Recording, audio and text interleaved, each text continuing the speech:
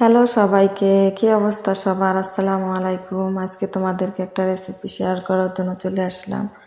তো ছোট চিংড়ি মাছ দিয়ে চাল কুমড়া আজকে রান্না করব। তো দিয়ে দিলাম পেঁয়াজ, তেল দিয়ে দিয়েছি আগে কড়াইতে। এবার পেঁয়াজ দিয়ে ভালো করে ভেজে নিব নেড়ে চেড়ে।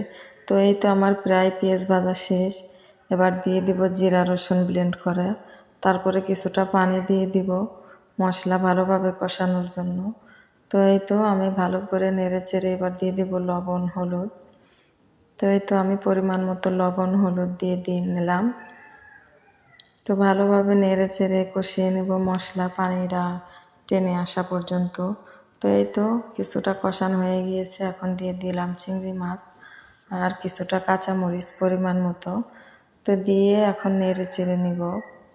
এই তো আমার প্রায় নেড়ে চেড়ে নেওয়া শেষ, এই তো কষানো শেষ। তো এখন দিয়ে দিব চাল কুমড়া। আমি খুব ভালোভাবে ধুয়ে নিয়েছি চাল কুমড়াগুলা। এই তো দিয়ে দিলাম চাল কুমড়া।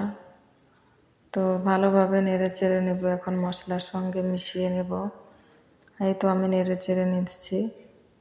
তো তোমরাও এভাবে ট্রাই করবা, খুব শর্টকাটে। তো খুবই মজা হয়েছে। আমি আবার খেয়ে দুপুরের খাবার খেয়ে তারপরে তোমাদের সাথে ভয়েস দিতেছি, শেয়ার করতেছি আর কি। এই তো আমি ভালোভাবে কষি, একটু পানি দিয়ে দিলাম পরিমাণ মতো। তো এই যে আমি পানি দিচ্ছি, এবার খুব ভালোভাবে নেড়ে চেড়ে ঢাকনা দিয়ে ঢেকে দেব।